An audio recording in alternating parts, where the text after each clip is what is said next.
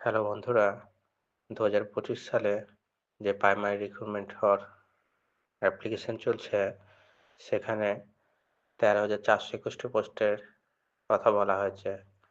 কিন্তু আ আসলে আপনারা সবাই জানেন যে প্রায় ইন্টারভিউ প্রার্থীর সংখ্যা তার তুলনায় ৫ থেকে ৬ গুণ বেশি হতে চলেছে। সেইজন্য যাদের একাডেমিক খুব ভালো আছে, একমাত্র তারাই হয়তো নিজের হোম ডিস্ট্রিক্ট পাওয়ার সম্ভাবনা বেশি। যেমন কিছু ডিস্ট্রিক্ট আছে যেখানে ভ্যাকান্সি খুবই কম।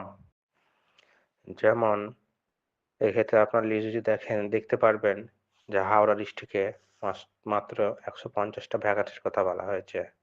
এছাড়াও ঝাড়গ্রামে ১৮০ টি। আর ইস্ট মেদিনীপুর, পূর্ব মেদিনীপুরে সবথেকে কম ভ্যাকান্সি ৭৬ টি। শিলিগুড়িতে ১৩৯ টি। তো এসব ডিস্ট্রিক্টে যদি সেই তুলনায় বেশি সংখ্যক ক্যান্ডিডেট পাস করে থাকে, ইন্টারভিউ প্রার্থী থাকে, তাহলে সেক্ষেত্রে কিন্তু যাদের একমাত্র একাডেমিক বেশি আছে, একমাত্র তারাই সেখানে সেই ডিস্ট্রিক্টে সুযোগ পেতে চলেছে। তাই আপনারা ডিস্ট্রিক্ট চয়েসটা করার সময় ভেবে চিন্তে করবেন। কারণ আপনারা যদি ১ম এই ডিস্ট্রিক্ট চয়েসটা আপনার একাডেমিক যদি সেরকম থাকে, আপনি যদি ভাবেন যে সেইখানে আমি পাবো না, তাহলে পরে ১ম এই যদি আপনারা ডিস্ট্রিক্ট চয়েস আপনার পাশের জেলায় যদি সিলেক্ট করেন, তাহলে হয়তো ১ম চয়েসে আপনি আপনার বাড়ির পাশের কোনো সেই ডিস্ট্রিক্টের পাশের ডিস্ট্রিক্টের বাড়ির পাশের কিন্তু স্কুল পেতে পারেন। অতএব ডিস্ট্রিক্ট চয়েসটা এক্ষেত্রে কিন্তু খুব বড় একটা বিষয় হতে পারে আপনাদের জন্য। মনে রাখবেন, প্যানেল কিন্তু স্টেট ওয়াইড হবে। স্টেট ওয়াইড হবে, অর্থাৎ সমস্ত ডিস্ট্রিক্ট মিলিয়ে একসাথে প্যানেল হবে। সেখানে total general vacancy, SC vacancy, ST vacancy এইভাবে প্যানেল হবে।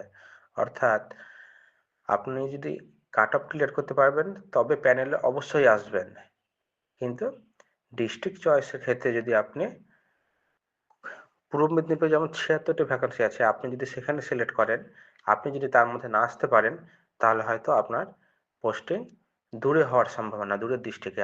আপনারা জানেন যে গত ২ টো রিক্রুটমেন্টে সেখানে প্রচুর পরিমাণে প্রার্থী বাইরের ডিস্ট্রিক্টে চাকরি করছে। অর্থাৎ বাড়ি থেকে প্রায় ৩০০-৪০০ কিলোমিটার দূরে চাকরি করছে। তাই ডিস্ট্রিক্ট চয়েস করার সময় আপনারা অবশ্যই ভেবে করবেন। কাট অফ ক্লিয়ার করতে পারলেই আপনি মেরিট লিস্টে চান্স পাবেন। কিন্তু ডিস্ট্রিক্টে যে চান্স পাবেন তার কোনো গ্যারান্টি নেই। আমি যে লিস্ট দিয়েছি সেখানে ইসি যোগ করে লিস্ট দিয়েছি। কারণ আ ইসি যে পরিমাণে ভ্যাকান্সি আছে সেই পরিমাণে ক্যান্ডিডেট থাকে না। সেইজন্য সেই সিটগুলো ইসি জেনারেলটা জেনারেলে কনভার্ট করে দেওয়া হয়। ইসি এসসিটা এসসিতে কনভার্ট করে দেওয়া হয়। ইসি এসটিটা এসটিতে কনভার্ট করে দেওয়া হয়। এইভাবে মেরিট লিস্ট করা হয়।